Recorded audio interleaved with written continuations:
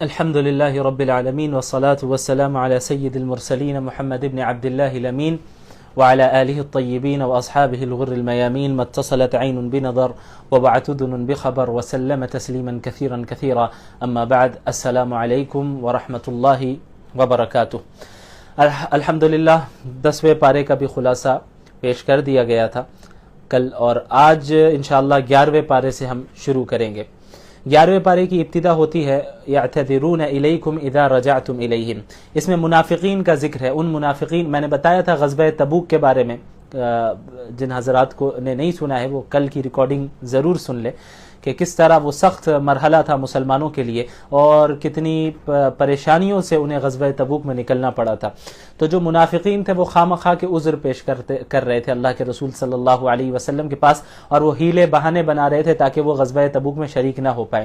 تو ان آیتوں میں، اس 11ویں پارے کی ابتدائی آیتوں میں منافقین کے متعلق اللہ کے نبی صلی اللہ علیہ وسلم کو 3 احکامات دیے گئے. نمبر 1 کہ آپ ان سے کہہ دیجئے کہ جھوٹے عذر تم پیش نہ کرو ہمارے سامنے. اللہ تعالیٰ نے تمہارے حالات کو ہمارے اوپر کھول دیا ہے. ہمیں معلوم ہے کہ تم جھوٹے عذر پیش کر رہے ہو، تمہارے پاس کوئی ویلڈ ریزن نہیں تھی، کوئی ویلڈ وجہ نہیں تھی کہ تم غزوہ تبوک میں مسلمانوں کے ساتھ نہیں گئے، بلکہ محض تم اپنی جان بچانے کے لیے، اور چونکہ تم اندر سے مسلمان نہیں ہو تو تمہیں اپنی جان کی فکر ہے، اپنے مال کی فکر ہے، اس وجہ سے تم پیچھے رہے. تو آپ یہ کہہ دیجئے کہ جھوٹے عذر پیش نہ کریں. دوسرا حکم یہ دیا کہ اے اللہ کے نبی صلی اللہ علیہ وسلم، آپ ان منافقین سے اعراض کریں، انہیں اگنور کریں، نہ ہی ان پر ملامت کریں اور نہ ہی ان سے تعلقات رکھیں. نمبر 3 آپ صلی اللہ علیہ وسلم کو کہا گیا کہ دیکھیں یہ منافقین جو ہیں یہ آپ کے سامنے آ کے اللہ کی قسمیں کھا کر آپ کو راضی کرنے کی کوشش کریں گے کہ بھئی ہاں سچ میں میرے پاس یہ عذر تھا، اس وجہ سے میں نہیں جا پایا. آپ کو راضی کرنے کی کوشش کریں گے، لیکن اے اللہ کے رسول صلی اللہ علیہ وسلم، ان منافقین سے آپ کو ہرگز راضی نہیں ہونا ہے. ٹھیک ہے.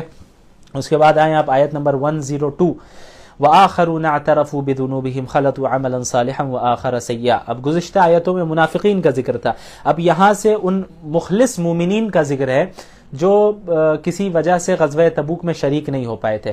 تقریباً ایسے 10 تھے، 10 ایسے صحابہ کرام تھے جو غزوہ تبوک میں شریک نہیں ہو پائے. تو 10 میں سے 7 ایسے تھے جنہیں اتنی زیادہ ندامت ہوئی کہ انہوں نے اپنے آپ کو مسجد نبوی کے پلرز سے باندھ دیا اور یہ کہا کہ جب تک اللہ کے نبی صلی اللہ علیہ وسلم واپس آ کر ہمیں معاف نہیں کر دے تب تک ہم یہاں سے نہیں نکلیں گے، اور جب تک معاف کر کے خود ہمیں نہ یہاں سے کھول دے تب تک ہم نہیں نکلنے والے.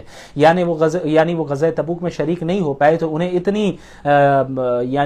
اتنا افسوس ہوا اور اتنا گلٹی انہیں فیل ہوا کہ انہوں نے اپنے آپ کو ان 7 نے مسجد نبوی کے پلر سے باندھ دیا. تو اللہ تعالیٰ نے ان 7 مخلصین صحابہ کا ذکر کیا اور فرمایا کہ اللہ نے انہیں معاف کر دیا ہے. تو ٹوٹل تو 10 تھے، یہ 7 ہے. اب وہ باقی جو 3 ہیں ان کا کیا معاملہ ہے، یہ اس سورت کے آخر میں.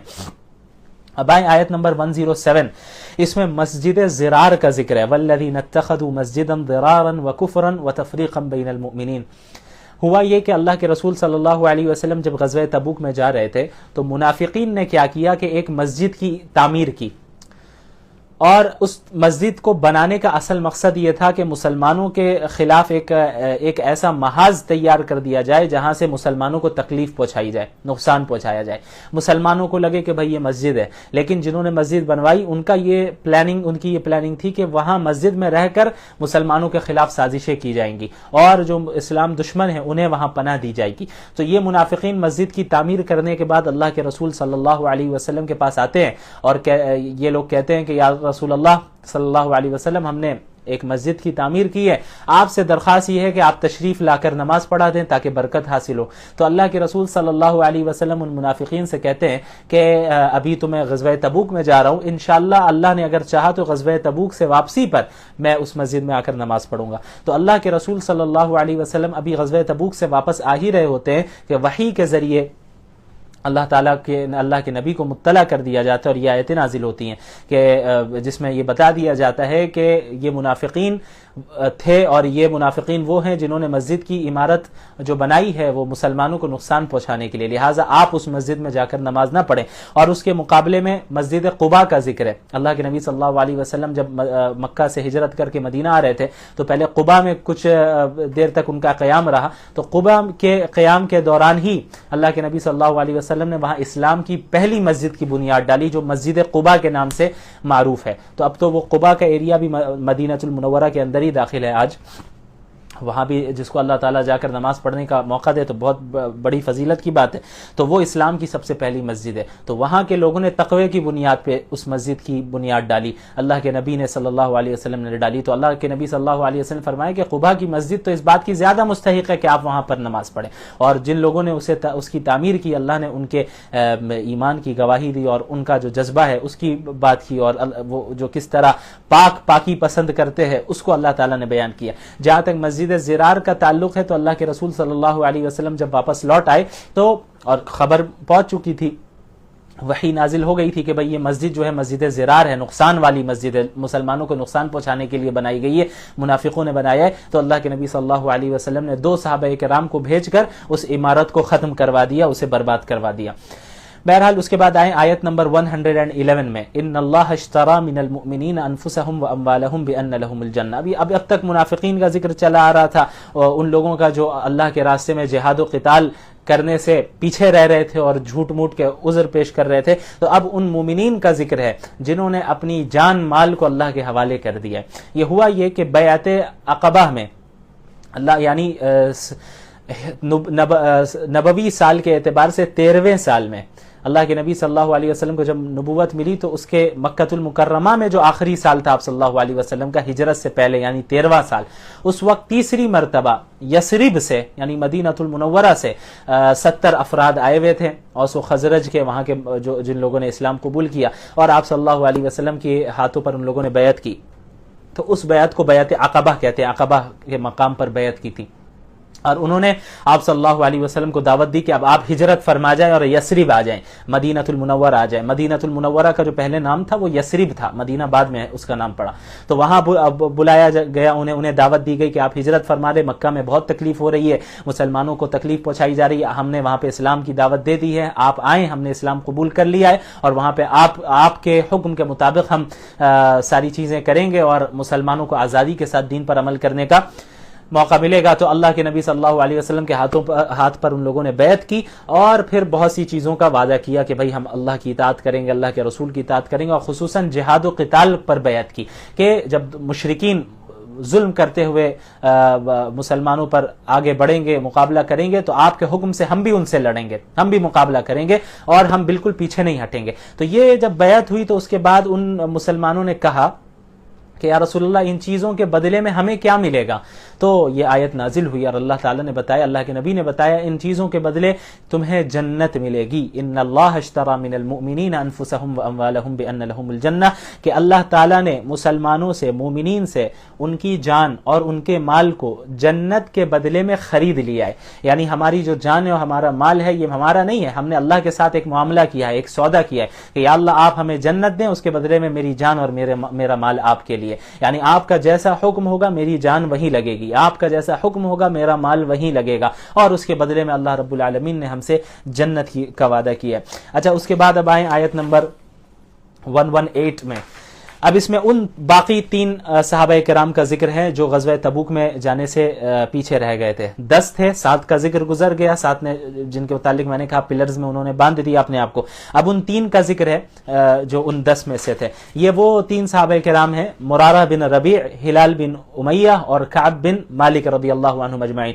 یہ وہ 3 صحابہ کرام ہیں جو اللہ کے رسول صلی اللہ علیہ وسلم کے واپس آنے پر ان کے پاس جاتے ہیں اور کوئی جھوٹا عذر پیش نہیں کرتے، بلکہ صاف کہہ دیتے ہیں یا رسول اللہ صلی اللہ علیہ وسلم ہمارے پاس کوئی عذر نہیں تھا، بس ہم نہیں جا پائے غزوہ تبوک میں۔ وہ یہ سمجھتے رہے ان میں سے بعض کہ بھائی ہمارے پاس سواری ہے ہی ہے، مسلمان تیاری کر رہے ہیں، مجھے زیادہ ٹائم نہیں لگے گا ان کے ساتھ ملنے میں، یہی سوچتے رہے کہ بھائی ابھی جا کے قافلے میں جڑ جائیں گے، ابھی چلے جائیں گے۔ یہ ٹالتے کیا ہوا کہ قافلہ بہت آگے نکل گیا، یہ پیچھے رہ گئے۔ اب ان صحابہ کرام کو بہت ندامت ہو رہی ہے کہ بھائی ہم نے تو غلطی کر دی، مجھے تو آگے فوراً جانا چاہیے تھا، مجھے سستی نہیں کرنی چاہیے تھی۔ تو یہ 3 صحابہ کرام ایسے تھے جنہوں نے آپ صلی اللہ علیہ وسلم کے پاس آ کر صاف صاف کہہ دیا کہ یا رسول اللہ صلی اللہ علیہ وسلم ہمارے پاس کوئی ویلڈ عذر نہیں تھا، ہم نہیں جا پائے۔ تو اللہ کے نبی صلی اللہ علیہ وسلم نے اپنی غلطی کا ان لوگوں نے اعتراف کیا، تو اللہ کے نبی صلی اللہ علیہ وسلم نے فرمایا کہ جب تک اللہ کی طرف سے تم لوگوں کے سلسلے میں کوئی حکم نازل نہیں ہوتا ہے تب تک انتظار کرو۔ تو تقریباً 50 دن تک اللہ کے حکم سے پھر ان 3 افراد کا سوشل بائیکاٹ کیا گیا، یعنی اس طرح بائیکاٹ کیا گیا کہ کوئی ان سے بات بھی نہیں کرتا، کوئی ان کے سوال کا جواب بھی نہیں دیتا، کہ اللہ غزوہ تبوک میں شریک نہیں ہوئے مسلمانوں کے ساتھ۔ تو 50 دن تک یہ سلسلہ آزمائش ان حضرات پر جاری رہی، اور بہت سخت آزمائش تھی کہ زمین باوجود وسیع ہونے کے ان پر تنگ ہو گئی تھی، اور یہ پریشان رہتے تھے، روتے تھے، اللہ سے معافی مانگتے تھے کہ کوئی میری طرف دیکھ نہیں رہا، اللہ کے نبی نہیں دیکھ رہے، اللہ کے رسول صلی اللہ علیہ وسلم بات نہیں کر رہے، مسلمان بات نہیں کر رہے۔ تو 50 دن تک یہ آزمائش چلی، پھر 50 دن کے بعد اللہ تعالیٰ نے آیت نازل کی، اور جس میں ان حضرات کی توبہ کی قبولیت کا بھی اعلان کر دیا گیا۔ اس وجہ سے جو ہے اس سورت کو سورۃ التوبہ بھی کہا جاتا ہے۔ اب آگے اللہ آیت نمبر 119 میں اللہ تعالیٰ نے ایک بہت اہم بات بتائی، یا ایھا الذین آمنوا اتقوا اللہ وکونوا مع الصادقین، کہ اے ایمان والو تقوی اختیار کرو اور سچے لوگوں کے ساتھ رہو۔ کون وہ سچے کون ہوتے ہیں؟ جو اپنی جلوت میں بھی اور اپنی خلوت میں بھی اللہ کے احکامات پر عمل کرتے ہیں، جو متقی ہوتے ہیں وہی سچے ہوتے ہیں۔ تو اللہ تعالیٰ نے متقی بننے کا ایک بہترین نسخہ بتایا کہ تم متقی تقوی اختیار کرو اور تقوی والوں کے ساتھ رہو، سچائی والوں کے ساتھ رہو۔ تو یہ جو صحبت ہوتی ہے، انسان جس سرکل میں رہتا ہے، جن لوگوں کے ساتھ رہتا ہے، اس چیز کو اختیار کرتا ہے۔ آپ کا فرینڈ سرکل اچھا ہو، آپ جن لوگوں کے ساتھ اٹھتے بیٹھتے ہیں وہ لوگ اچھے ہوں، ایماندار ہوں، امانت دار ہوں اور دیندار ہوں، تو آپ کے اندر بھی یہ کوالٹیز آئیں گی۔ اگر آپ جن کے ساتھ اٹھتے بیٹھتے ہیں اور وہ شخص، وہ حضرات ایسے ہیں، وہ افراد ایسے ہیں جو گناہوں میں ملوث ہیں، جو اللہ سے دور ہے، جو اللہ کے ذکر سے غافل ہے، تو وہ کوالٹیز، بری کوالٹیز کہیں نہ کہیں آپ کے اندر بھی آئے گی اور آپ کو متاثر کرے گی۔ اس لیے مسلمانوں کو حکم یہ دیا گیا کہ سچے لوگوں کے ساتھ رہو، متقین کے ساتھ رہو، دینداروں کے ساتھ رہو، تاکہ تمہارے اندر بھی تقوی پیدا ہو۔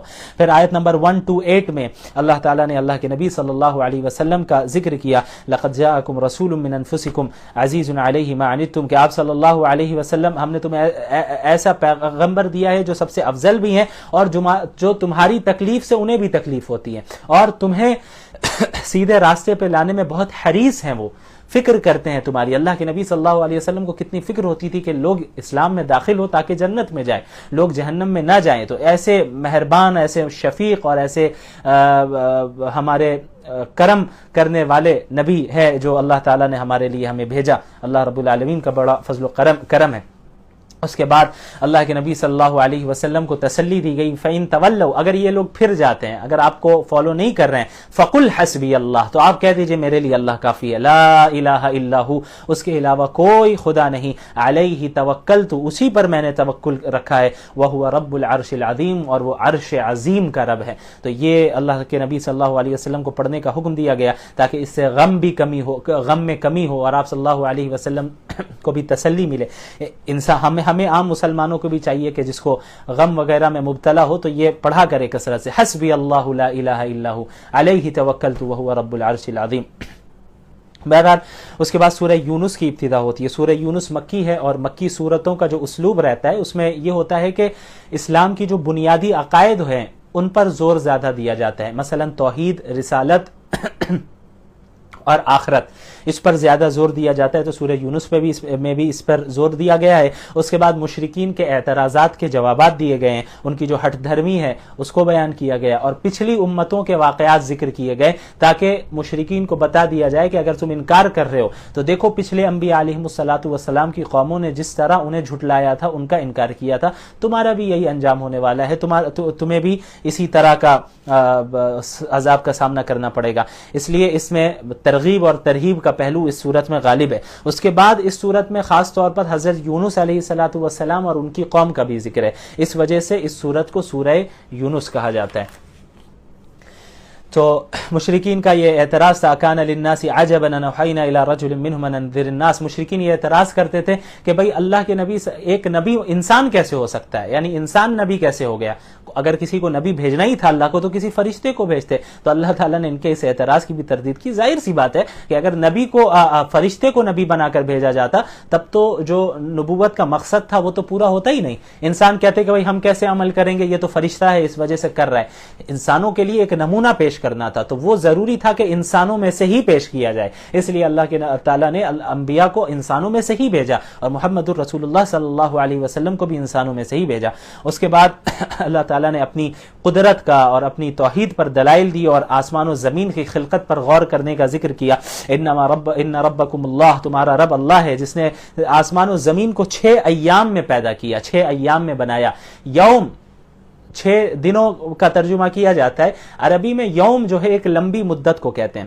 یہ جو 6 دنوں میں اللہ تعالیٰ نے زمین و آسمان کو بنایا تو اس سے مراد یہ دن نہیں ہے جو 24 گھنٹے کا دن ہمارا ہوتا ہے، یا 24/6 آپ کریں اتنے گھنٹے میں بنایا، نہیں، بلکہ ایگزیکٹ کتنے منٹس میں کتنے گھنٹوں میں بنایا ہے ہمارے ٹائم کے اعتبار سے اس کا علم 100% حتمی علم ہمارے پاس نہیں ہے. البتہ اللہ نے کہا کہ 6 ایام میں انہوں نے بنایا، تو یوم ایک لمبی مدت کو کہتے ہیں، تو 6 لمبی مدتوں میں بنایا. اب وہ کتنی لمبی مدت ہوگی اللہ رب العالمین جانتا ہے، وہ ہزاروں سال کروڑوں سال بھی ہو سکتے ہیں. تو یہ بالکل بھی سائنس کے اس چیز سے یہ آیت نہیں ٹکراتی ہے جس سے سائنس نے یہ پروف کیا ہے یا یہ ثابت کیا ہے کہ بھئی دنیا اتنے ہزاروں سال میں بنی ہے. تو بہرحال یہ ذہن میں رہے. اچھا، اس کے بعد مشرکین کا جو ایک اور مطالبہ تھا اس کا بھی جواب دیا گیا کہ وَإِذَا تُتْلَى عَلَيْهِمْ آیت نمبر 15 وَإِذَا تُتْلَى عَلَيْهِمْ آيَاتُنَا بَيِّنَاتٍ قَالَ الَّذِينَ لَا يَرْجُونَ لِقَاءَنَا ائْتِ بِقُرْآنٍ غَيْرِ هَذَا، کہ جب ان پر ہماری کھلی نشانیاں، ہماری آیتیں پیش کی جاتی ہیں، کھلے طور پر پڑھی جاتی ہیں، اور قال الذین لا یرجون، تو جو ہماری ملاقات کی امید نہیں رکھتے ہیں، یعنی جو ایمان نہیں رکھتے ہیں، وہ اللہ کے نبی سے کہتے ہیں ائتی بقرآن غیر ھذا وبدل، اس قرآن کو ہٹا کر کوئی دوسرا قرآن لے کر آئیے یا اسی میں کوئی تبدیلی کر دیجئے. تو اللہ کے نبی صلی اللہ علیہ وسلم کو یہ حکم دیا گیا کہ آپ کہہ دیجئے یہ میرے اختیار میں نہیں ہے کہ میں اس کو تبدیل کر دوں، اس میں کوئی تبدیلی کروں یا کوئی اور لے آؤں، یہ میرے اختیار میں نہیں ہے. میں تو تمہیں وہی پڑھ کے سنا رہا ہوں جو مجھ پر نازل ہو رہا ہے. قرآن میں ہیر پھیر کرنے کی اجازت مجھے بھی نہیں ہے. یہ بالکل A to Z وہ کلام ہے جو اللہ رب العالمین کی جانب سے نازل کیا گیا. اس کے بعد قرآن کی صداقت کے حوالے سے چیلنج کیا گیا. اب چونکہ مشرکین اللہ کے نبی صلی اللہ علیہ وسلم پر یہ اعتراض لگاتے تھے کہ علیاذ باللہ کہ یہ قرآن اللہ کی طرف سے نہیں نازل ہوا ہے بلکہ اللہ کے نبی صلی اللہ علیہ وسلم اپنی طرف سے آیتیں بناتے ہیں، اپنی طرف سے قرآن گڑھتے ہیں علیاذ باللہ. تو اللہ تعالیٰ نے سمپل سا چیلنج دیا، اگر تمہیں لگتا ہے کہ یہ اللہ کا کلام نہیں ہے اور تمہیں لگتا ہے کہ یہ محمد رسول اللہ صلی اللہ علیہ وسلم کا اپنا کلام ہے تو وہ بھی انسان ہے، تم بھی انسان ہو. تو جب ایک انسان اپنا کلام پیش کر رہا ہے تو دوسرا انسان بھی اس سے بہتر پیش کر سکتا ہے. تو قل فاتوا بسورۃ من مثلی، اگر تمہیں ایسا لگتا ہے تو ذرا اس قرآن کی ایک سورت جیسی بھی کوئی سورت لے کر آؤ، اور تم اپنے ساتھ سب کو مدد کے لیے لے لو، تمام انسانوں کو اپنی مدد میں لے لو، تمام جناتوں کو اپنی مدد میں لے لو، اور سب مل کر ایک قرآن کی ایک سورت جیسی سورت لا کر دکھاؤ. تم ایسا نہیں کر سکتے. کیوں؟ قرآن کی جو فصاحت ہے، بلاغت ہے، اپنے الفاظ کے اعتبار سے بھی، جملوں کے اعتبار سے بھی اور معانی کے اعتبار سے بھی جتنی گہرائی ہے اور جس ہائی لیول پر یہ قرآن فائز ہے، اپنی زبان کے اعتبار سے بھی، اپنے علوم کے اعتبار سے بھی، اس کلام جیسا کوئی کلام انسان لا ہی نہیں سکتا. یہ قرآن سب سے بڑی دلیل ہے اس بات کی کہ یہ اللہ رب العالمین کی طرف سے یہ قرآن نازل ہوا. تو قرآن کے متعلق جو چیلنج کیا گیا ہے اس کے 3 مراحل ہیں. سب سے پہلا چیلنج تو یہ کیا گیا مشرکین کو کہ اگر تمہیں لگتا ہے کہ اللہ کے نبی کا کلام ہے، یہ اللہ کا نہیں ہے، تو محمد رسول اللہ کا اپنا کلام ہے، وہ انہوں نے گڑھا ہے، تو ایسا کرو کہ اس جیسا قرآن لا کر دکھاؤ. لیول 1. تو اب پورا قرآن تو اس جیسا لانا تو دور کی بات، تو اللہ نے اس چیلنج کو تھوڑا کم کیا اور کہا کہ چلو قرآن کی 10 سورتوں جیسی صورتیں لے کے آؤ، یعنی اس جیسی 10 سورتیں لے کر آؤ. یہ لیول 2 ہے. پھر اس کے بعد لیول 3 کہ بھئی اگر 10 سورت نہیں تو کم از کم ایک سورت تو اس جیسی لا کر دکھاؤ. اب اس کے بعد چوتھا لیول فاتوا بحدیث مثلی، ایک آیت بھی اس جیسی لا کر دکھا دو. تو یہ 4 لیول ہے اور مشرکین ظاہر ہے آج تک اور قیامت تک اس جیسی آیت کو قرآن کی آیتوں کی جیسی آیتوں کو پیش نہیں کر سکتے. بعض لوگوں نے کوشش کی پیش کرنے کی اور ٹوٹی پھوٹی عربی میں آیتیں بنائی, یا پھر ایسی اگر گرامر کے حساب سے وہ آیتیں ان کی بنائی ہوئی جو ان کے بنائے ہوئے جو جملے تھے اگر وہ صحیح بھی تھے تو اس میں وہ فصاحت اور بلاغت نہیں تھی, معنی کے اعتبار سے وہ گہرائی نہیں تھی. تو قرآن کریم کی آیتوں کا مقابلہ کرنا یہ ناممکن ہے. بہرحال اس کے بعد اللہ تعالیٰ نے جو ہے اپنی علم کی وسعت کا ذکر کیا. مشرکین یہ کہتے تھے کہ بھئی جب ہم گل جائیں گے, ہماری ہڈیاں ریزہ ریزہ ہو جائیں گی, ہمارے گوشت گل جائیں گے قبر میں جانے کے بعد, پھر دوبارہ کیسے زندہ ہو سکتے ہیں ہم؟ کیسے پتا چلے گا کہ یہ کون سا ذرہ کس انسان کا ہے, کس انسان کے جسم کا یہ ذرہ ہے؟ سارے انسان کیسے زندہ ہو جائیں گے؟ تو اللہ تعالیٰ نے فرمایا کہ اللہ تعالیٰ سے کوئی بھی چیز مخفی نہیں ہے, اللہ کے علم میں ساری چیزیں ہیں. تم اپنے علم اور قدرت, اللہ تعالیٰ کے علم کو اپنے علم پر قیاس نہیں کرو. تمہارا علم محدود ہے, اللہ تو بہت زیادہ جاننے والا ہے, اللہ کا علم وسیع ہے. پوری کائنات میں جو چھوٹی سی چھوٹی چیز ہے وہ بھی اللہ سے مخفی نہیں ہے. تو اللہ کے لیے تمہیں دوبارہ زندہ کر دینا یہ کوئی مشکل کی بات نہیں ہے. اس کے بعد نوح علیہ السلام کا ذکر ہے. پچھلے قوموں کا ذکر شروع ہوتا ہے یہاں سے. حضرت نوح علیہ السلام کا ذکر ہے. ایک لمبی مدت تک اپنی قوم کو وہ دعوت دیتے رہے, تقریباً 950 سال تک انہوں نے اسلام کی دعوت دی, لیکن بہت ہی کم لوگ تھے جنہوں نے ان کی بات مانی, اور پھر اللہ تعالیٰ نے ایک طوفان کے ذریعے انہیں ختم کر دیا اور غرق کر دیا ان کی قوم کو. اس کی تفصیل انشاءاللہ گزرے گی آگے. اس کے بعد حضرت موسیٰ علیہ السلام کی داستان کا ذکر ہے کہ کس طرح حضرت موسیٰ علیہ السلام اور ہارون کو علیہ السلام کو اللہ تعالیٰ نے فرعون کے پاس بھیجا, اور فرعون کے پاس انہوں نے دعوت دی لیکن وہ نہیں مانے, اور ظلم و زیادتی بنی اسرائیل پر جاری رکھا. معجزات دکھائے, جو لاٹھی کا معجزہ تھا وہ بھی دکھایا, ید بیضا کا جو معجزہ تھا وہ بھی دکھایا. میں نے بتایا ید بیضا کا معجزہ کیا تھا پچھلی ویڈیوز میں, آپ اسے دیکھ لیں. بہرحال تو اس کے باوجود فرعون نے نہیں مانا, یہاں تک کہ اللہ کے نبی حضرت موسیٰ کو حکم ہوا کہ آپ بنی اسرائیل کو لے کر نکل جائیں. تو وہ روانہ ہوتے ہیں, یا فرعون کو خبر پہنچتی ہے کہ بنی اسرائیل حضرت موسیٰ کے ساتھ بھاگ رہے ہیں, تو فرعون بھی اپنے لشکر کو لے کر پیچھا کرتا ہے اور تعاقب میں آتا ہے, یہاں تک کہ حضرت موسیٰ ایک سمندر کے قریب پہنچتے ہیں. وہ سمندر جسے بحر احمر کہتے ہیں, ریڈ سی, وہاں پر پہنچ جاتے ہیں. اچھا, یہ بعض لوگ کہتے ہیں کہ یہ دریائے نیل میں یہ ہوا تھا کہ لاٹھی ماری اور 2 حصہ ہوا سمندر کا. یہ بات صحیح نہیں ہے, دریائے نیل میں نہیں بلکہ بحر احمر میں, ریڈ سی میں یہ معاملہ پیش آیا تھا. تو اللہ کے نبی حضرت موسیٰ علیہ السلام وہاں پہنچے, اور آگے سمندر. بنی اسرائیل نے کہا کہ اے اللہ کے رسول حضرت موسیٰ, پیچھے تو فرعون آیا ہوا ہے, اس کا لشکر ہے, سامنے سمندر ہے, اب ہم کہاں جائیں گے, اب تو ہم پکڑے جائیں گے. حضرت موسیٰ نے کہا کہ نہیں, اللہ تعالیٰ ہمیں راستہ دکھائے گا. تو فَأَوْحَيْنَا إِلَىٰ مُوسَىٰ أَنِ اضْرِب بِّعَصَاكَ الْبَحْرَ, ہم نے موسیٰ کو وحی دی کہ آپ اپنی لاٹھی کو سمندر پر مارے. تو جب انہوں نے سمندر پر لاٹھی ماری تو اللہ نے اپنے فضل و کرم سے سمندر کو پھاڑ کر جو ہے راستہ بنا دیا, اور 2 طرف پانی بالکل پہاڑ کی طرح کھڑا رہا, اور نکل گئے حضرت موسیٰ علیہ السلام اور بنی اسرائیل بیچ سے, اور وہ پار ہو گئے. تو فرعون نے اور اس کے لشکر نے دیکھا, اس کے باوجود پیچھا کر رہا ہے, اور وہ بھی اس راستے میں داخل ہو گیا. تو بنی اسرائیل تو آگے تھے, وہ نکل گئے. تو اب فرعون اور اس کا لشکر جب بیچ میں پہنچا تو اللہ تعالیٰ نے اس سمندر کو بند کر دیا, اور وہ وہیں غرق ہو گیا. اور جب ڈوبنے لگا تو اس وقت چیخ کر کہہ رہا ہے آمنت بالذی لا الہ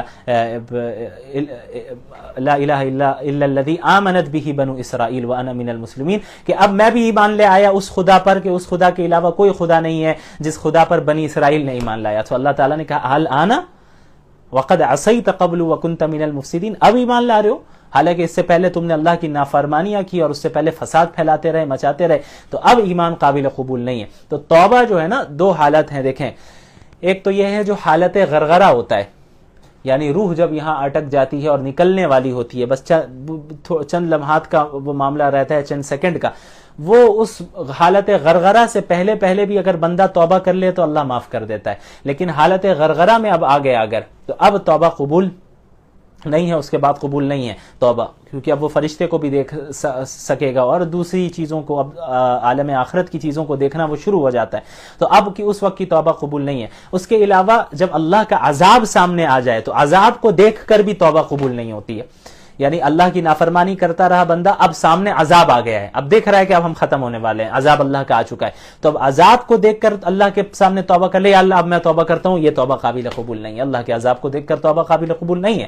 اسی لیے حضرت موسیٰ علیہ السلام جب وہاں سے روانہ ہو گیا, فرعون ڈوبنے لگا, تو فرعون کی توبہ قبول نہیں ہوئی, حالانکہ اس نے توبہ کر لی کہ میں اب اس خدا پر ایمان لاتا ہوں جس پر بنی اسرائیل نے ایمان لایا، لیکن اس نے ڈوبتے ہوئے پانی کو ملتے ہوئے دیکھا اور وہ ڈوب رہا تھا، وہ اللہ کا عذاب تھا، اس نے اللہ کے عذاب کو دیکھ لیا تھا، تو عذاب کو دیکھنے کے بعد چونکہ اس نے توبہ کی اس لیے وہ توبہ قابل قبول نہیں ہے۔ اس کے بعد آیت نمبر 99 میں حضرت یونس علیہ السلام کی قوم کا ذکر ہے، فلولا كانت قرية آمنت فنفع ایمانها الا قوم یونس۔ حضرت یونس کی قوم ایسی تھی کہ انہوں نے بھی انکار کیا پہلے شروع میں، اور حضرت یونس کے ذریعے جو ہے یہ خبر دے دی گئی کہ 3 دن کے بعد اللہ کا عذاب آنے والا ہے ان پر، لیکن ان کی قوم نے، حضرت یونس علیہ السلام کی قوم نے اللہ کے عذاب کو دیکھنے سے پہلے ہی توبہ کر لی اور حضرت یونس پر ایمان لے آئے، تو اللہ تعالیٰ نے اس عذاب کو ان پر سے ٹال دیا، ہٹا دیا، تو اللہ تعالیٰ نے ان کا ذکر کیا۔ تو حضرت یونس کی قوم نے عذاب ٹھیک جب آنے والا تھا اسی سے کچھ دیر پہلے انہوں نے توبہ کر لی، جس کی وجہ سے اللہ نے ان کے عذاب کو ٹال دیا۔ بہرحال آیت نمبر 108 میں دیکھیں، قل یا ایھا الناس قد جاءکم الحق من ربکم، اس میں آپ صلی اللہ علیہ وسلم کو بتا دیا گیا کہ آپ کا کام صرف تبلیغ کرنا ہے۔ اے اللہ کے رسول صلی اللہ علیہ وسلم آپ کہہ دیجئے، اے لوگوں تمہارے پاس تمہارے رب کی جانب سے حق آ چکا ہے، تو اب جو سیدھے راستے پر آئے گا، جو ہدایت کو فالو کرے گا تو وہ اپنے لیے ہی کرے گا، اپنا ہی فائدہ ہوگا اس کا، اور جو گمراہی کا راستہ اختیار کرے گا تو وہ بھی اپنے ہی لیے کر رہا ہے نقصان، یعنی وہ کسی دوسرے کو نقصان نہیں پہنچا رہا ہے۔ جو ہدایت کے راستے پہ آ رہا ہے تو اسی کا ہی فائدہ ہے، اور جو گمراہی کا راستہ اختیار کر رہا ہے اس میں بھی اسی کا فائدہ ہے۔ میں تمہارے اوپر کوئی وہ ذمہ دار بنا کر نہیں بھیجا گیا، میرا کام ہے تمہارے درمیان تبلیغ کرنا، ماننا نہیں ماننا یہ تمہارا کام ہے، حساب تو اللہ رب العالمین لے گا۔ وآخر دعوانا ان الحمد للہ رب العالمین۔